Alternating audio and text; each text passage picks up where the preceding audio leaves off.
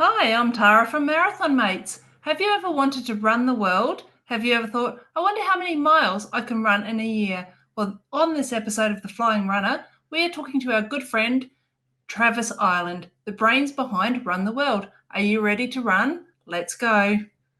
Welcome to the thrilling world of the Flying RuNR, brought to you by the Marathon Mates.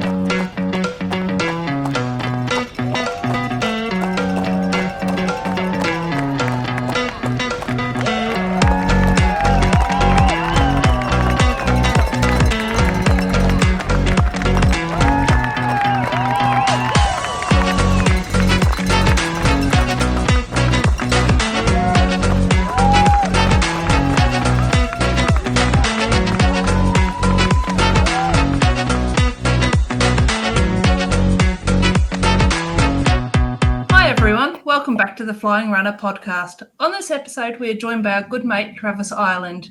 Travis is the founder and the owner of Run the World, a virtual running platform that allows you to track your mileage as you progress your journey through a number of maps. What I love about Run the World is that it's a personal journey, not a race. Along the way, Travis has used Run the World to establish an awesome running community, and I'm glad that he can join us tonight. Travis, firstly, how are you? And secondly, what running have you been doing lately? Firstly, I'm very good, thank you. It's a Sunday evening, so I'm relaxed. And my most recent run was along the Northern Rivers Rail Trail this morning with my beautiful partner, she's training for a massive ultra in a few weeks. So I joined her for a 20-kilometre trail run along the Northern Rivers Rail Trail. That was me this morning. Beautiful. Nice and hot and humid for you. Oh, it was horrendous, but covered and shady down there. It was an hour further south, so I think it dropped off half a degree. But yeah, it was hot. So we went from 32 degrees down to 31.5. Nice. Thanks, Trav. Well, today I'll introduce my marathon mates and co-hosts. So Tony and Tim, how are you both, and how's the running been going for you guys? Well, I had a really good weekend. And that's probably the most I can say about running. We succumbed to the heat this morning. It was just, we were out to do a half to really kickstart into Tokyo. And I got out, I think, 10 and a half, and that was as close as I was going to get today. Interestingly, we were doing a compass run. We stopped at the first compass run. I paused my Garmin. And on Friday's Funny, I posted about the face that runners pull when they press stop instead of pause. And so I pressed stop instead of pause this today. So that was not good. But yeah, about 10 and a half. It wasn't a great day for us. So we're now sort of looking at the plan and starting to reschedule what that looks like in the coming week. Excellent. Tim, you want to talk about our horrendous swimming park runs? So we did park run yesterday. So park run at Kelvin Grove here in Brisbane. We've had 4 park runs this year, and all 4 of them have been wet, which is pretty rare to get 4 sort of rainy days on the same sort of weekend, or on the same day each weekend. But hot, humid, sticky, but really love Kelvin Grove park run. It's sort of it's really good. It breaks your park down really well. It's sort of 1.5 Ks out, 1.5 Ks back, and you hit the start finish line, and then you go out 1 K and come back 1 K. So it breaks it down a little bit. You're just thinking in sort of 4 little segments, a bit like your compass runs a bit, Tony, where you're thinking, okay, I'm only going to warm up and get going in the first 1.5 Ks. Then I'm really going to sort of get into it in the sort of second 1.5 Ks. And then when you're feeling like you're really there at the start finish line and you're going out for that next K, you can hit it really hard and then see how hard you come back at the end. So that's what we did. And then we backed it up today with our long run. So we ran a half marathon today, albeit very slowly. So we had 5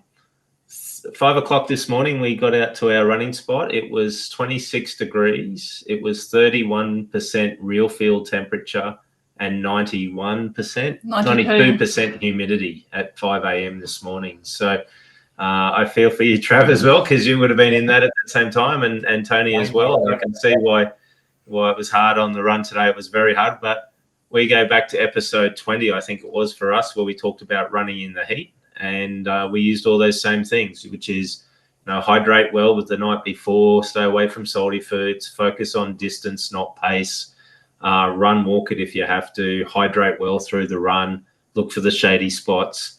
Lots of sunscreen, hats, hats, glasses. Yep. So did all the right things. So sometimes what we say actually works. Yeah, I hydrated well on Saturday, and I think it was all gone by the time I'd got through my first kilometre. I was soaked. So it was just not a great day for us. But I'm glad. It was so pleasing to see you guys nut out a 21K. And to put those tips to use. Now, before we go further, guys, I just need to do a quick shout out. Last week's episode, Running with Hayden from the Long Run Podcast, it was a great episode. And for the first time ever, we charted on the Apple Podcast charts in the UK. Okay. And we went as high as 28, and I'm pretty stoked with that. And along the way, we've also seen a lot of new subscribers and followers and people following the podcast from the United Kingdom. So to all our friends out there in the UK, welcome. I hope you hang around. You are going to learn a little bit about running in Australia from this podcast.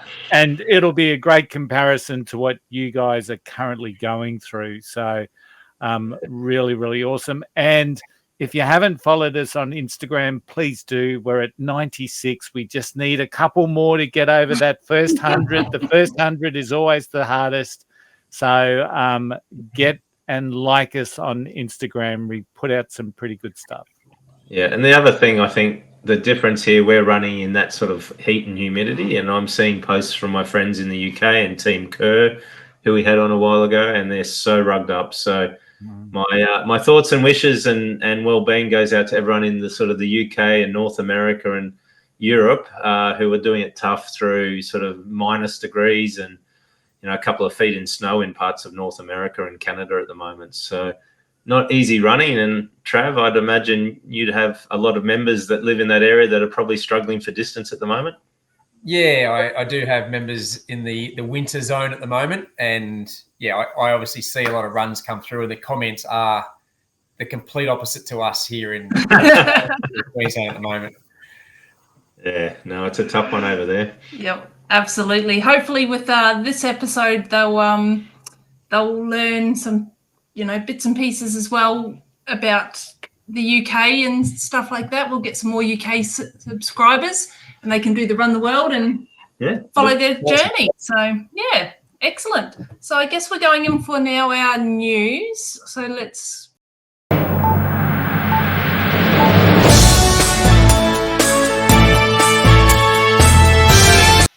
Awesome. All right, Tim, what's been happening this week in the news running world? That was seamless, guys. Tim, and just for the listeners listening on audio, Tim just points to Tara. Seamless. He doesn't think I know what I'm doing. And he's right. All righty. So news this week, we've got an interesting one. So there was the 10K Women's World Road record broken about a week or so ago in Valencia. It was broken by a lady called Agnes Engetich, and she's from Kenya, and she set the fastest ever 10K run. And I'm not talking on the road, I'm talking the fastest ever time. So that's whether it's on the road or the track. Her 10,000 meter time was 28 minutes 46. She's the first lady to run sub 29 minutes. And as I said, she's beaten the track world record, which is 29.01. So you think a track, it's perfect conditions. It's flat, perfectly flat. It's perfectly metered out, all that sort of stuff. And she's beaten that in a 10K road race. And I guess the other thing to note from that was there was no super shoes. She wasn't wearing the super shoes that she could have had access to. She wasn't wearing the Adidas Adios Evo Pro 1 that Tigista Safa wore when she broke the world record in the marathon in Berlin. She was wearing just a normal pair of Adidas Takumi Sen 9s, which are normal shoes that runners can purchase just off the racks at the shops and buy them reasonably cheaply. I think they're about 150 or $180. So pretty cheap shoes, and she's gone out there and smashed the fastest ever time, which is just phenomenal. I don't know what's happening in the world of running, but it's like every week there's a new world record. There is, isn't there? And hasn't that the choice of shoe got the internet tongues wagging? So yeah, got to wonder if it is the shoe or not, as we keep saying. I think the shoes, as they say, help more with the recovery than they do on the race. But that's been an interesting one. I guess the other news this week was the elite fields for Boston Marathon, which Tara and I are going to in 3 months' time, have been announced.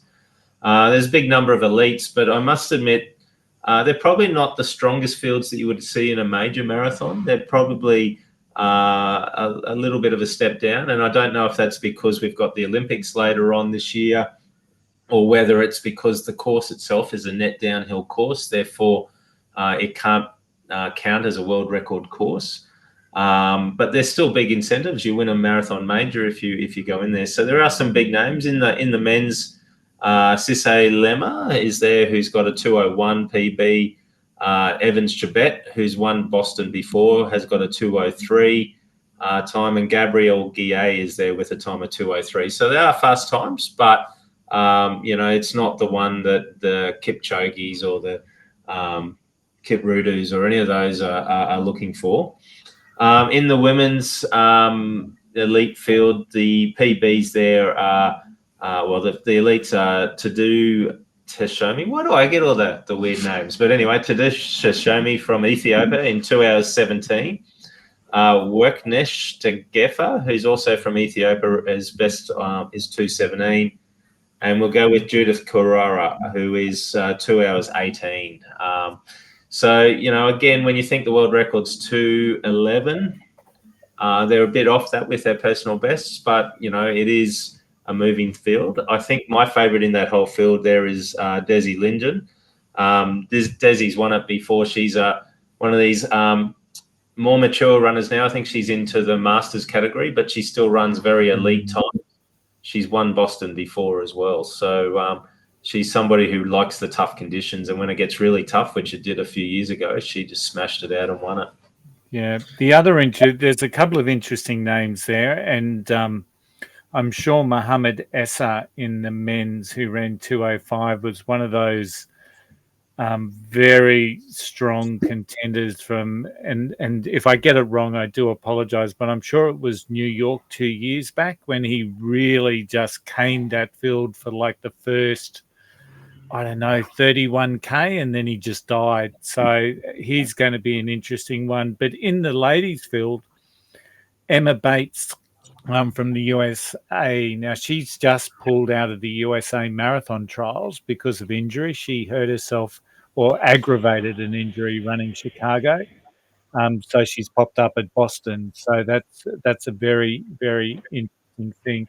And Boston's such a hard race to pick who's going to be the favourite. There's some quick times there and there's some good runners.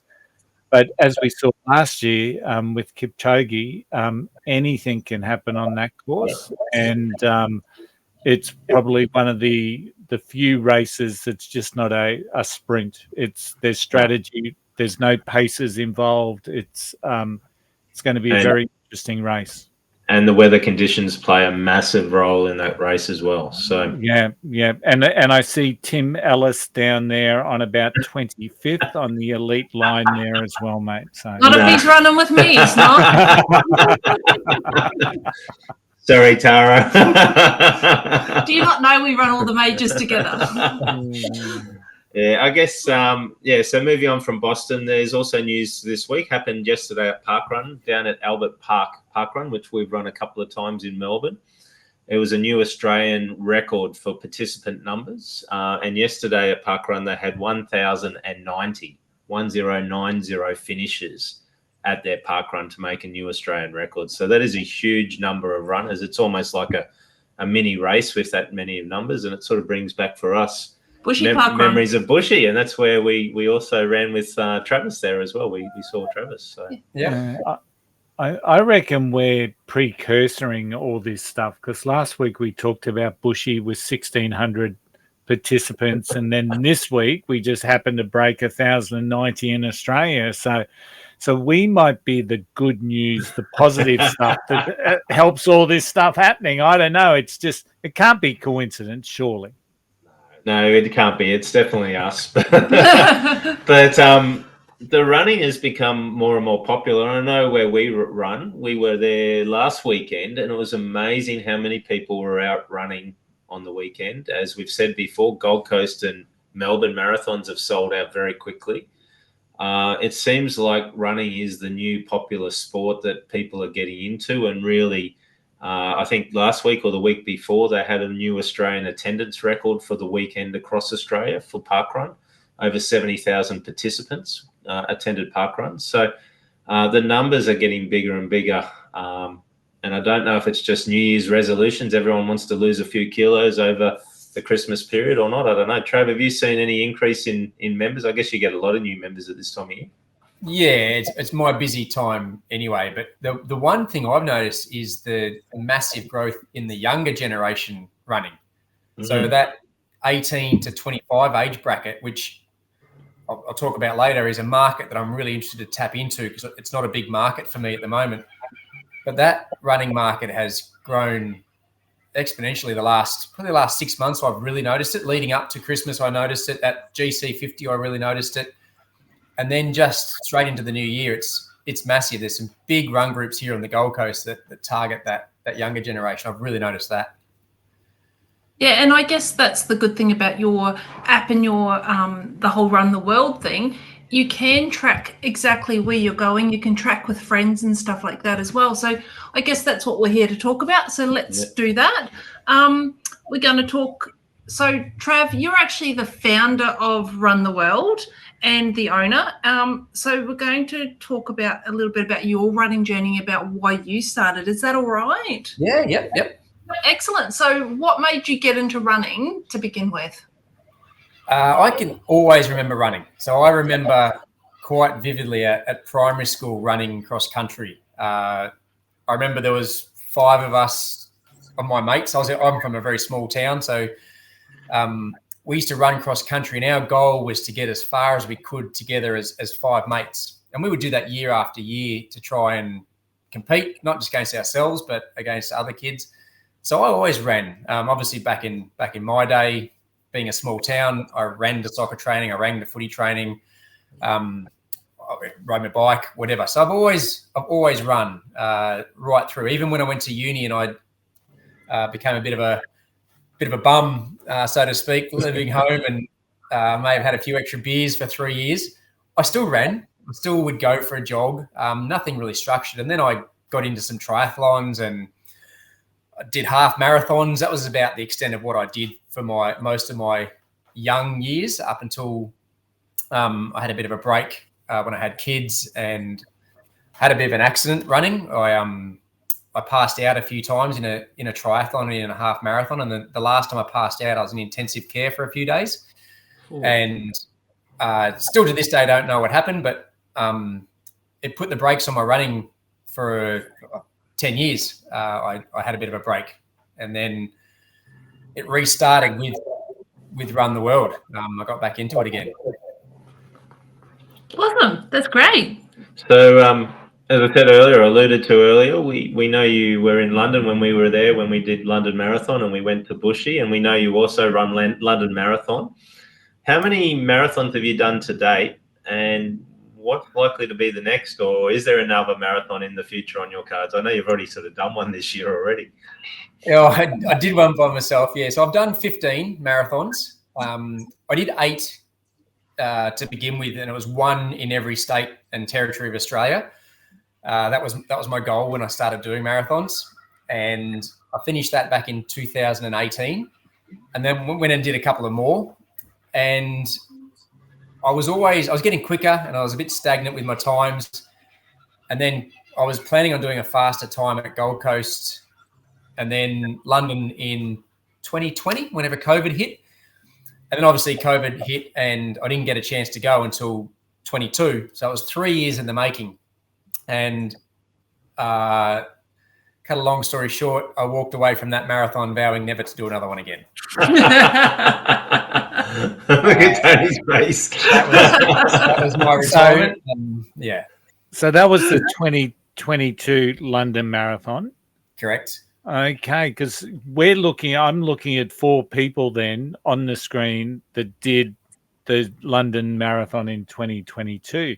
So I need to know more now, Travis. So what happened? What were your recollections of the London 2022? Now, I'm going into the UK and everything. I could be the first person ever that didn't enjoy the experience at the London Marathon. So, yeah, you might lose a few listeners after this. To be fair, it was nothing to do with the event. It was 3 years in the making. I was probably one of the fittest I've been for a marathon. And to sum it up, I was standing at the start line after being there for an hour and a half, sitting in my way, watching a 7-foot bear take off in front of me, as well as a pencil and an M&M and a guy dressed as a bridge and 20,000 other people. And I still stood there at the start line thinking, I passed these people at some stage. And, I didn't pass many of them. And in all seriousness, I've never run so angry and so anxious. I had a time in mind. It was the wrong race for me to go and try and do a PB with that many people. And the start wave, I was in wave 1 of, I forget what color I was, red, I think it was. So I thought I was in the right wave, but I obviously wasn't. And I just watched everyone go past. I ran anxious, I ran angry, and yeah, my heart rate went through the roof. I just had the worst running experience of my life. And that's not the marathon's fault. It's just my expectations and what happened. And to be fair, there was a girl that was next to me that was on the same running tour, and she did a PB. So she, at the end of the trip that night, she told me she thinks she followed a professional weaver. So she just managed to stay on someone's tail who weaved through the traffic. I couldn't do that. I was up on, I was coming to complete stops. I was barging through people. I was hitting fences because I would go too wide.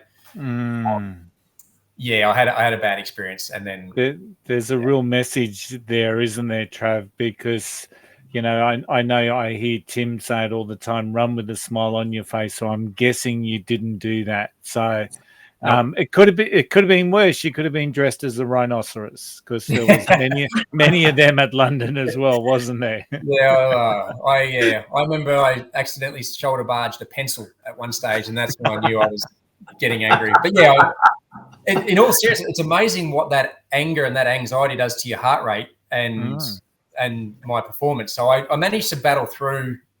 I think I got to 30K before I really hit the wall, and by that stage, it didn't work out that well. So I walked it in, threw my medal wherever it went, but my beautiful partner managed to pull it out of where I threw it, and it's now hanging on the wall somewhere behind me. Yeah. And in all honesty, that's a really good point for everyone to listen to, because no matter what you expect out of a race, if it goes wrong and you don't have the right mental attitude when you're there in that race, no matter what training you've done, it's not going to happen for you, is it? Yep. So that's really good to hear, Trav, even from somebody like you, to know that, you can hit that wall and go, I don't like what I'm doing, and it didn't work out for you. And you've recognised that and brought yourself back to a different spot and gone, okay, let's just run happy now. Yeah, that didn't happen. Anyway, I did finish. And I did embrace that finish line. Congratulations. Congratulations. And it's a really good, strong message on where we need to have our energy, because if you're running angry, that's where your energy is. It's all churning away. And, I'm glad to hear that you finished and you finally got that medal out of wherever you threw it. I'm not even going to hazard a guess. But and don't ask. I'm sure that there's many of our UK listeners that have run angry and can take a lesson from that. So that's a very good lesson. So let's talk about Run the World, because that's how we know you, obviously, apart from the football. But how did it begin, and what is it like? Talk to, obviously, Tim and I, Tony, we all know what it is. Tell the listeners about what Run the World is in your world? Okay, and I'll also tell you how it started. Yes, because it's something I'm pretty proud of and something I like to share a message about. So I mentioned that I stopped running, and that was 2004. I went on to have 3 kids and stopped running. And during that time, coincidental or not, when I wasn't running, I was at my unhappiest, and I formed a gambling addiction. Mm-hmm. And for 10 years, battled through a gambling addiction until I basically lost everything in 2013. And that was at the point in my life where I lost everything. I had 3 kids, unfortunately, which was totally fine and acceptable. And I sat there and I thought, why? I just thought, why? So I had a fridge and a pair of running shoes, and I chose the running shoes and went for a run that afternoon. And obviously a lot of thoughts going through my head. And I made a commitment to a mate of mine. I was at the Gold Coast Marathon in 2013. It was the last I ever had a punt, the last I ever gambled. I just happened to be at the Gold Coast Marathon, and I remember seeing my bank account at 0. And when I say bank account, that was my whole life, was at 0. And I walked into the toilet thinking, what's next? And Robert De Castella was in there, and I've told him this story because I've run into him before. And he was in there in the toilet, and he just said something, hello, how are you? And I just came out to him and said, I'm going to run this marathon next year. Don't know where that came from. I'd never run further than a half marathon. I'd always told people that it was too far. I walked out to my good mate and said, get a video of this. We're doing the marathon next year. And that's when I went home, and that was the last I gambled, and my running career started. Again, picked it up. I remember my first run the next day or the day after, I think it was Monday or Tuesday. I titled it 8 kilometers, long run to get the car. That was my title. So I was back into it with an 8K long run. And then thought to myself, this marathon I've committed to is a year away. It's exactly 12 months. And obviously I went to rehabilitation. I went to Gamblers Anonymous, and I had some time to think about what was next. And I looked for a program that would get me through 12 months. And all I could find was 6-week programs, 12-week programs, 20-week programs. And I thought, I need something longer. I need something to keep me going for a whole year. And I drew up this little map and said, I'm going to run around Australia. That was what I said to myself. And within a day, I realized that logistically that wasn't going to work. Financially, I had no money. I was nowhere near fit enough to do it. So that was a stupid idea.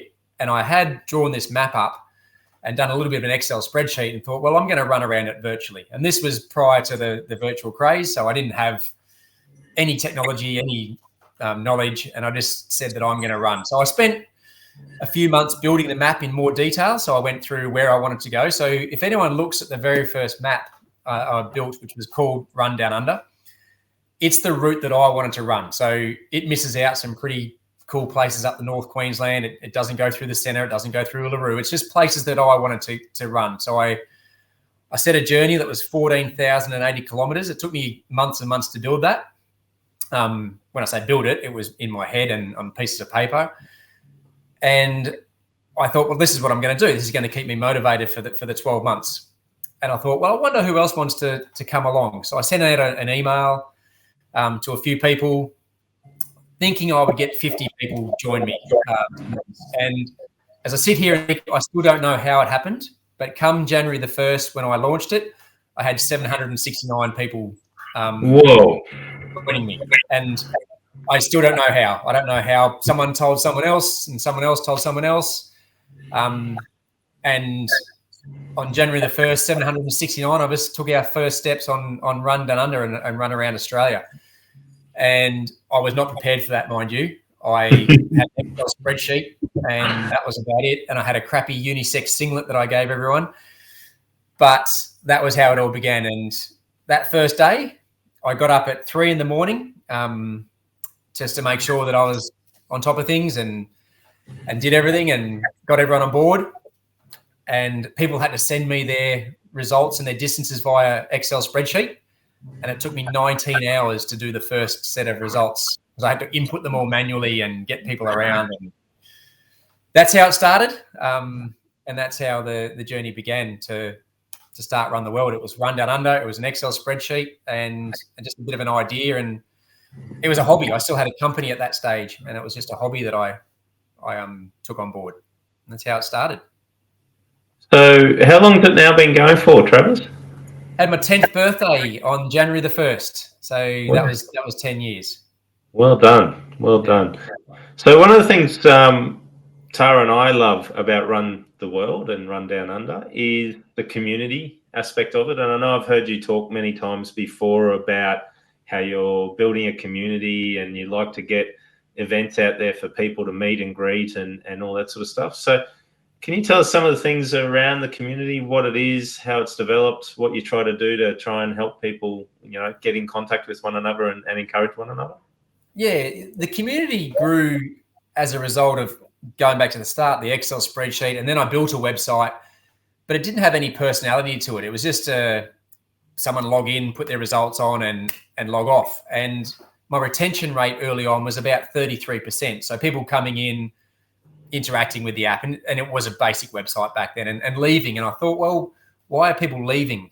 And then I thought, well, it's boring. It's not as fun as it should be. So I then started to create a community, and I use that by many different ways. I bought in a merchandise range that people would use. We started creating events, obviously went into the social media market, and I personally took on the job of emailing people, going to visit people when they finish their map, which is how I guess it all started, and creating get-togethers, whether it be in person or a live video, whatever that may be.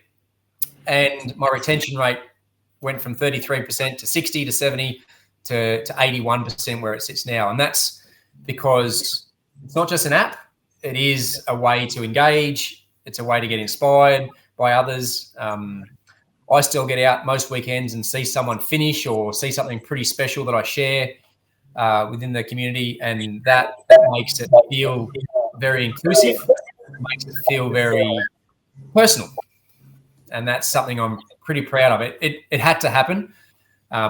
There's a lot of apps out there that are sensational, a lot better than my apps, but don't have that community and that personality to it. So I'm trying to provide that, and hopefully I'll combine the two. Hopefully my app will grow and we'll have the combination of the app and the community. Absolutely. And I do know myself, I will always wear a Run Down Under singlet when I'm out on my long runs on Sundays. A, they're very, very comfortable. B, they cover the shoulders. They're quite wide on the shoulders, so they actually give you a little bit of sun protection. But when I'm out there, the amount of people that are out there like, go run down under, or, go run the world, or whatever like that. And they're people that I don't know, but they have become friends because, we talk to each other and we see each other every weekend on the same route. And we've become good friends with these people now. Like, Ron and Julie and, all the people, Gwen, all those people, them. These people we know just from wearing your merchandise. GC50, it's a great community for us as well. We make a lot of running friends through Run Down Under. So if you're a new member, paint a picture. Tell me how you want to join up, what you have to do. Okay, so as we speak, it's a website-based application. So to join, you have to go to runsoftheworld.com, and then you register as if you're registering for a fun run. So you register, put your details in, you select what map you want to do, put in your details. It's a membership subscription fee. So it's $70 for Australian for a 12-month membership. And then you're away. And then with that, you'll get issued a gift card, which you then go to the shop and you redeem for your singlet, your shirt, your hat, your pair of socks, whatever you feel like you want to wear. I've got an amazing designer that does a lot of work into the design. So there is something there for everyone. Even if you just want a T-shirt or a visor, whatever you want, you get that as well. And then at the end of your calendar year, your first calendar year, you'll get a participation medal. So it's just like joining a fun run that you enter, get your goodies, get your medal at the end, and away you go. When you enter on that website, you then have access to the app. Now that's about to change in, I'm going to say 3 to 4 weeks. You'll be able to enter through the new app. So it'll be an Apple Store, Google Play app. You don't need to go to the website, and the app itself will be a membership-based subscription. It'll be a monthly option, so you can pay your $6 Australian a month, and away you go. It'll give you a free trial to start with. So if you're enjoying it, after 7 days, you just carry on. If you 4 or 5 days in, you think this isn't for me, you just cancel it, and there's no payment comes out, and that'll happen soon. And then the app is obviously the next step in growing. And the app is really, really good as well, like even the one you've got at the moment, because we log all of our runs through Strava, and then it just automatically, I quite often forget to actually go into the Run the World app and go download from Strava.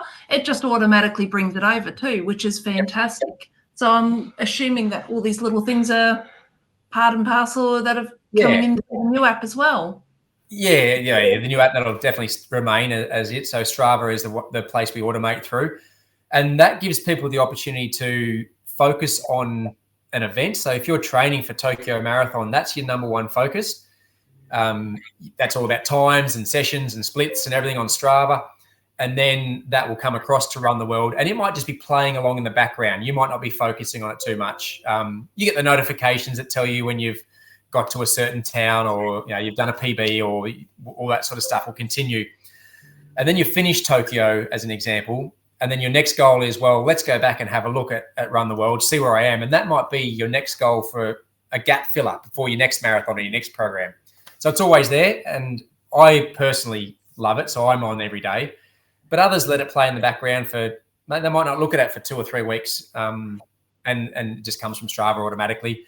There is a manual upload, so if you're not into Strava, our app has a manual upload. It's simple. It takes you, I think we worked it out, it's 15 seconds to simply put your run in, put your verification to show what you've done, and same way. And while you're on the app, you check where you are on the map, check the leaderboard, see where you're going, where you're up to, what your estimated finishing date is, and get on with your day after that. Yeah, and it's good because you can add friends to Run Down Under, so you can see where they are, and you see their little picture, and you're like, oh, that person's just in front of me. And I know Tim at the moment is like 6 or 7 kilometers in front of me, so I'm like, get injured so I can hurry up and just catch up to you. I don't actually mean that, honestly, because we've got too many marathons this weekend, this year. But we plan on finishing together, and I think we've talked to you about that before, Trav. But I do like to chase Tim, or vice versa. Every now and then, I'll go for a run with one of my friends, and I'll get in front, or he'll get in front of me. And yeah, it's a nice little play, and we can chase each other or chase each other's friends. So yeah. And on the new app, so on the current app, you can't press on those buttons. On the website, you can. The website has a lot more functionality. But on the new app, you'll be able to tap on Tim's logo to show you his stats things. You'll be able to zoom out and see people in other countries. So at the moment, you can only see your friends on the map. You'll be able to zone out and see people doing Run East Asia or Run Canada or whatever it may be. So there's a lot more functionality. And you'll be able to change your profile picture and add group chats. There'll be a group chat function where you can bring people in as well. So there's a lot more to come with the app, which is pretty exciting. Excellent.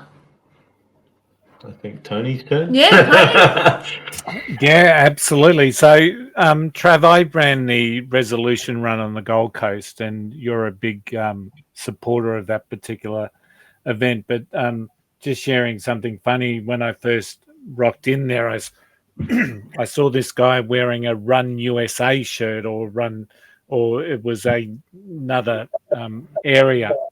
And I thought, geez, he's come a long way to run this run. I didn't realize you were having a sale on some of that stuff at the event, which was pretty cool.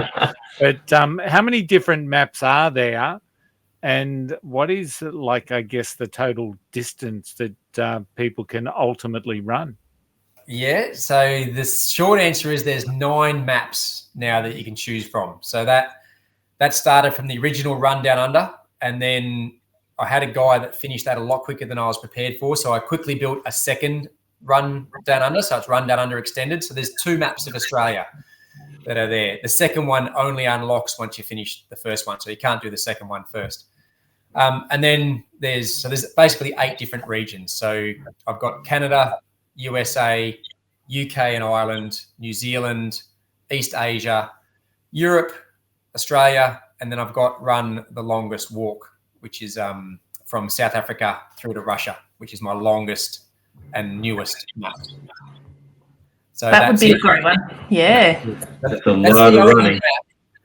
It's the only map I didn't build myself. So I built all the others. Like I said, with the Australian map, I built that based on my preference. I did that with all the maps. I based them on where I wanted to go and where I was interested. So it takes me 6 months or so to build a map.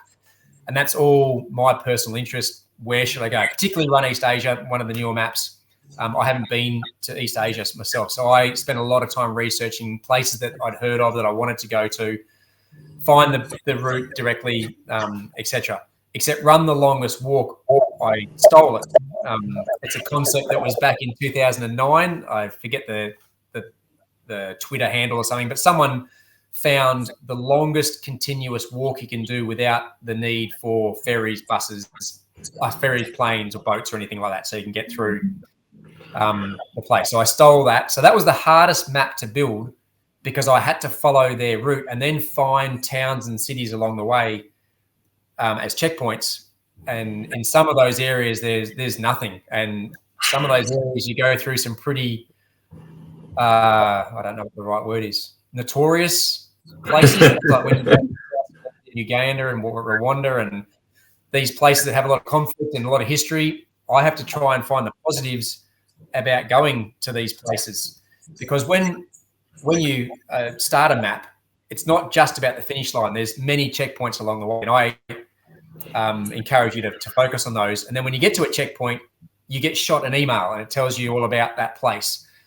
So to try and find some positive information about some of these places was extremely difficult to find. Somewhere in the Uganda, it was all I could find was how 7 different ways you can get killed. And I'm trying a nice story about this town you're going to. So that was the toughest map I built. Building them myself, if I find a place that has poor information, I just divert and go somewhere else. But I had to follow this route, so it was tough. And plus, you cross from North Korea to South Korea, which you're not allowed to do. But being virtual, I made that happen. Had to make that positive as well, and then over to different places. Anyway, that's it. So in total, there's 127,500 kilometers worth of maps. Whoa, that's a lot of running. In the background, you can't see mine. I've got mine set out as to when I'm going to finish them all, and that's going to take me a total of, I'll be 85 when I finish, so that'll be 40 odd years, 45 years to complete them all. That's what I talk about, long-term goals. That's something that I'm pretty excited about. Not just finishing the map that I finished one 3 weeks ago, which is exciting. Took me 4.5 years to finish that particular one. The one I'm on now is the Run the Longest Walk. It's the longest one, so it's going to take me 7 years to do that. And then I've got planned out what's next, and it's all written on a timetable and how old I'll be and etc. So 127. It keeps you running. That's the most important thing, and that's what I love about Run Down Under or Run the World now. Not just Run Down Under, but Run the World. It keeps you running. It keeps you motivated, and it keeps you wanting to keep going. So with everything, I guess there is rules with how you put your runs in as well. So you don't want people just going around the shops and going, oh, look, there you go. There's 2 kilometres of walking around the shops. I'll put that in. Tell us your rules. Yeah, so the one thing I wanted to make sure was that this was a choice for people to get out the door to go for a run or a walk. It's not a step counting app. There's plenty of programs. There's hundreds of different events out there that work on step counting, where you wake up in the morning, you count your steps, you log that. That's not what we're about. We're about getting up, going out the door for a structured walk. Now, that can be walking the dog. That can be going for a run. That can be a treadmill. That can be a training run. It can be a race. And then it can be things like parking your car at the train station before your actual stop and doing a 1 kilometre walk to get to the train station. It can be leaving the house to walk 500 metres to get the milk instead of driving. So I'm talking about the people that are starting out here, that there's those options for them. It's a structured walk. It's where you make the decision to get out the door to go for a structured walk. So it's not mowing the lawns. It's not walking around Rome, looking at the sights, stopping for a coffee. It's getting up before the sightseeing in Rome and doing a 2-kilometer walk back to your hotel, that type of thing, or doing a treadmill run. So it's quite strict. It's running, walking, and hiking, trails, bush, road, whatever. I don't care. Obviously, no cycling, no skiing, no swimming or anything like that. It's structured running and walking. No ellipticals. No ellipticals. I've heard you say that one before as well. Yes. So, yeah, we love it. I love the emails we get to every town. So I'm not sure about the other maps because we've only done Run Down Under. And it's about every 100, 150 kilometres of running, you'll hit a checkpoint or a town and you get the email. We're between Wadena and Port Augusta at the moment on that map. And I reckon we're on the longest stretch because it's about 257 kilometres between towns. And we're just hanging out to get to Port Augusta. So we can't wait to get that email. Yeah. The long stretch. Particularly in Australia, there's a lot of nothing. When you get out through, there's a lot of nothing. And there's roadhouses that I use as checkpoints. There's some long stretches. I've been to some of those roadhouses in the past, and it's amazing how much detail you can put into an email about a roadhouse in the middle of nowhere. So yep, I know. Really love it. Really love it.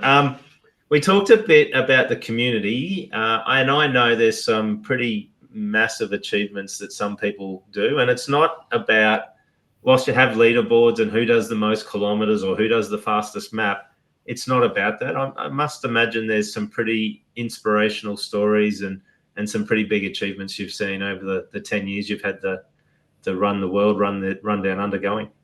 Yeah, and I think the biggest achievements are still yet to come. Obviously, being 10 years, we've had the people that are faster, that are completing. So, there's some great stories in those people that manage to finish a map in quick time. But the real stories are about to come. So people that started back in 2014 as an inaugural member, and they might still be 5 or 6 years away, and they're going to take 16 or 17 years to complete a map.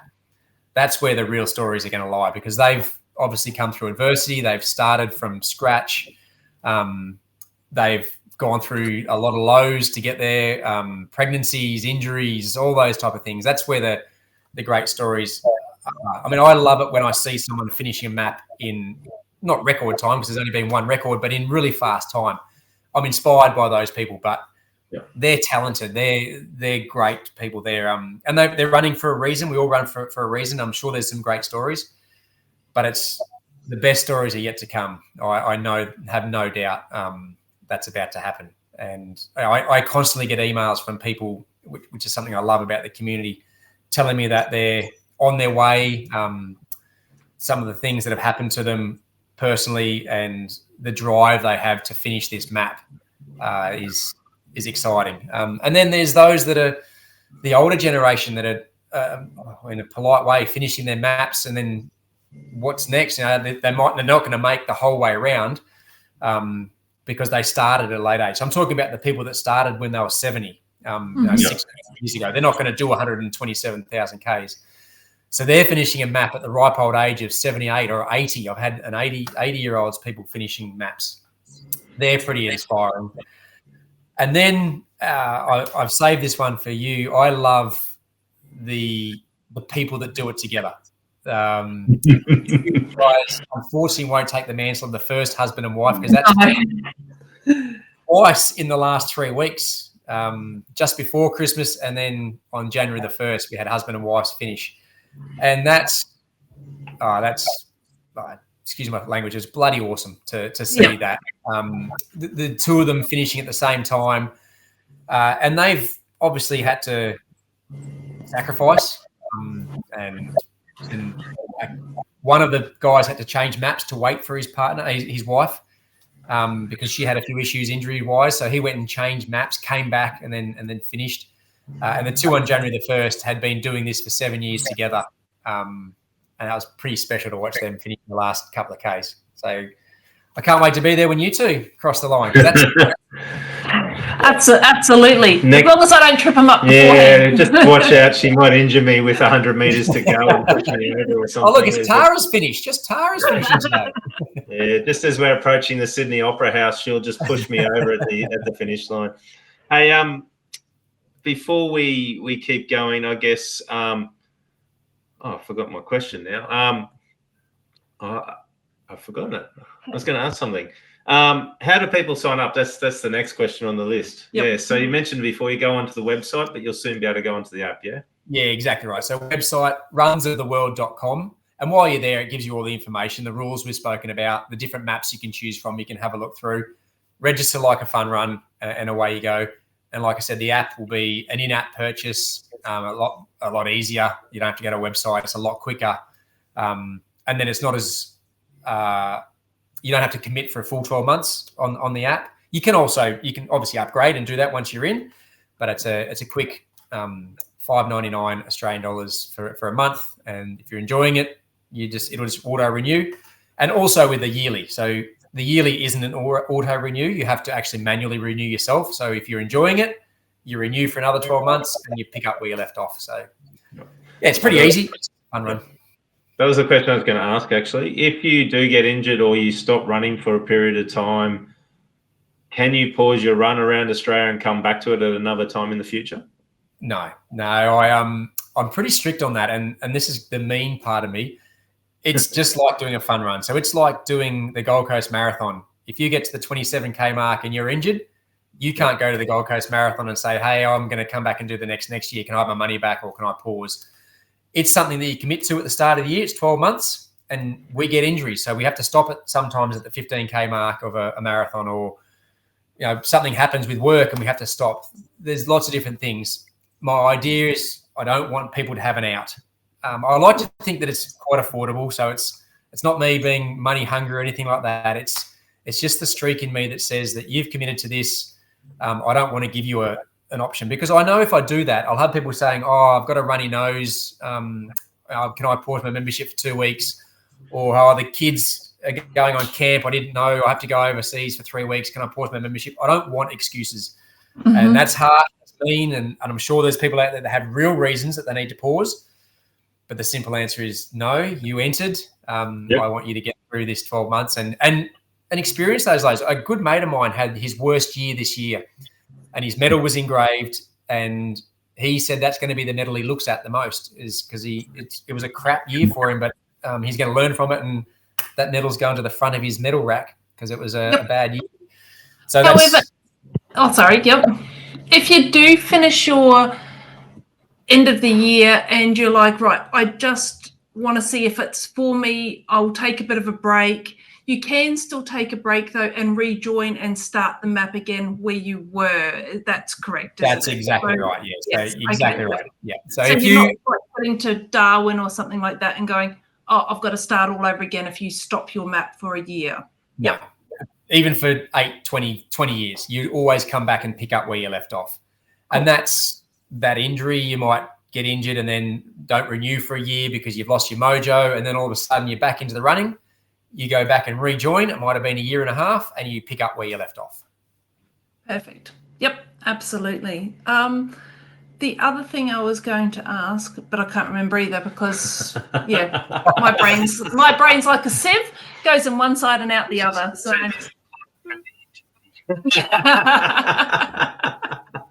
stopping Tim getting there first. All right. So before we finish up, Trav, have you got anything else that you want to add about Run the World that we haven't asked, or that you want to tell our guests?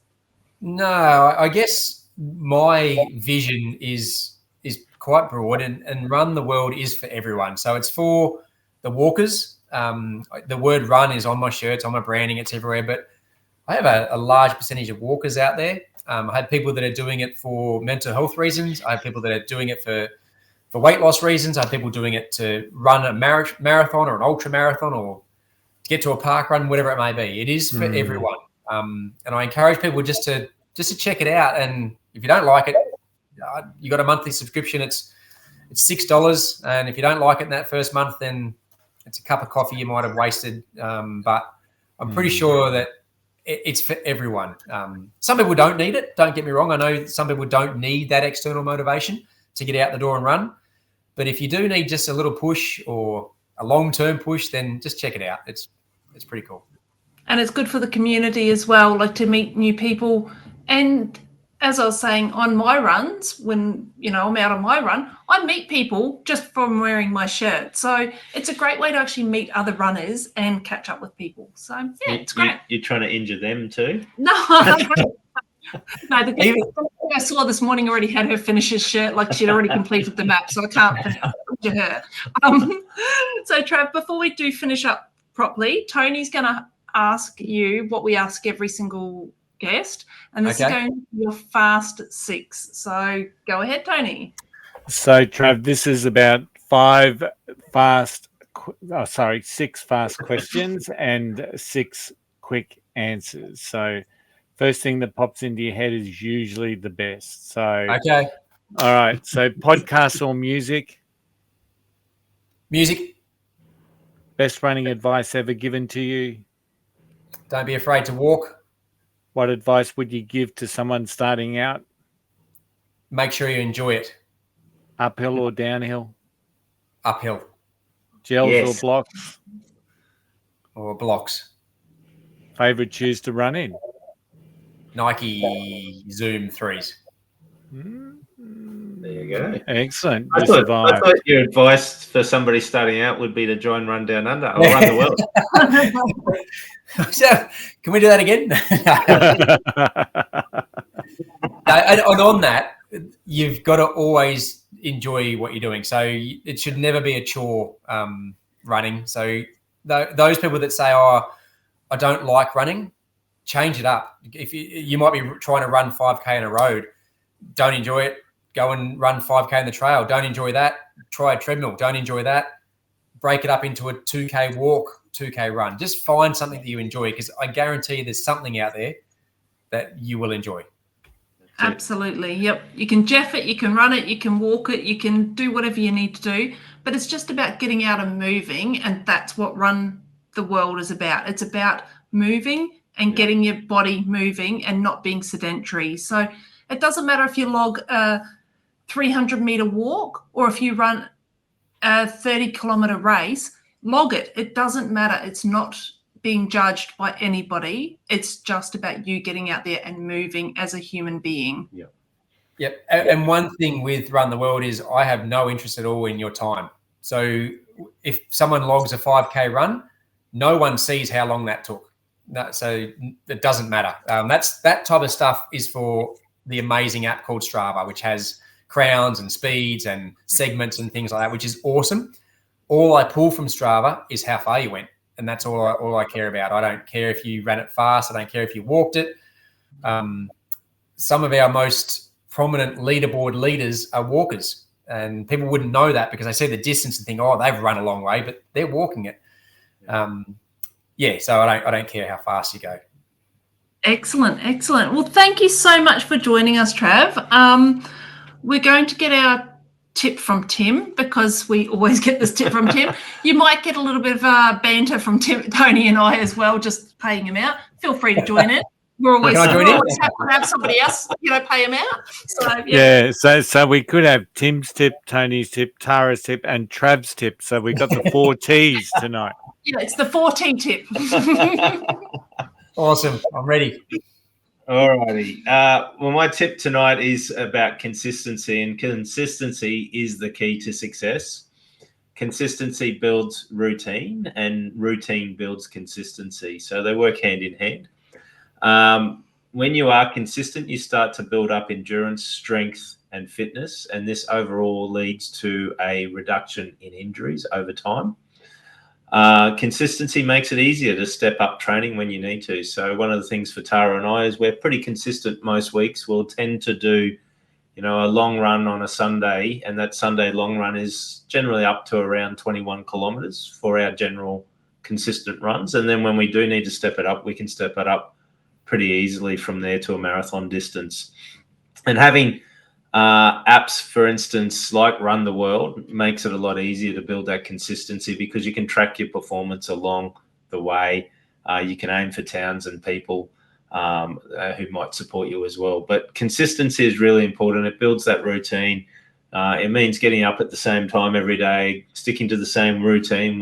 Tara and I have the same routine. Mondays is about stretch days. Tuesdays is a shakeout run on the treadmill. Wednesdays is a fast run. Thursdays is a rest day.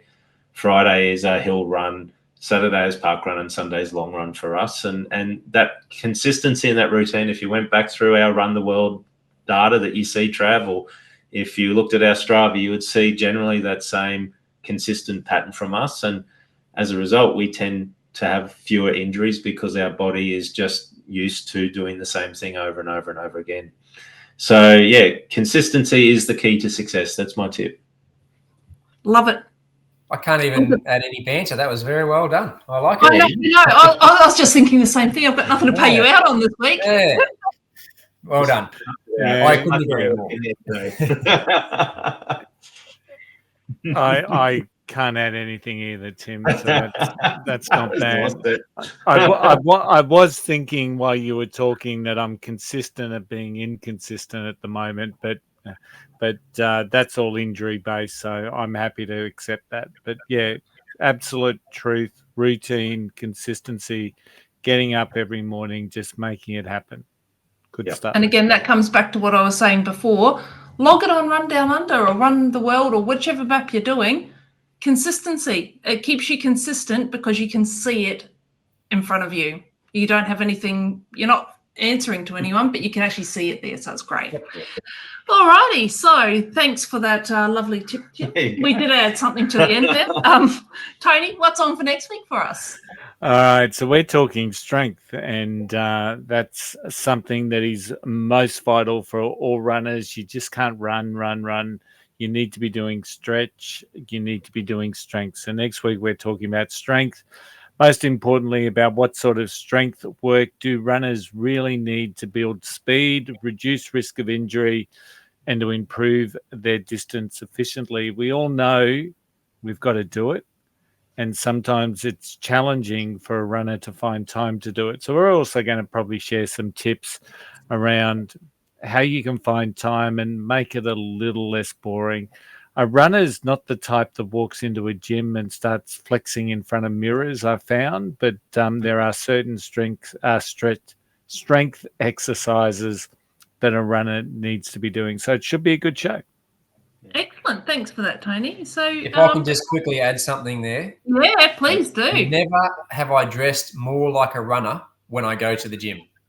100%. Yes. 100%. Yep. I need to let people know when I walk in that I am a runner. That's why I'm doing one-legged squats with 5 kilos, etc. You can spot the runners, can't you, in the gym, and you can spot the big bulky guys who are trying to bulk up. Yeah. And the opposite ends of the gym. Yeah. 100% on that one. We're on the floor and they're at the benches. In front of the mirrors. Yeah. Excellent.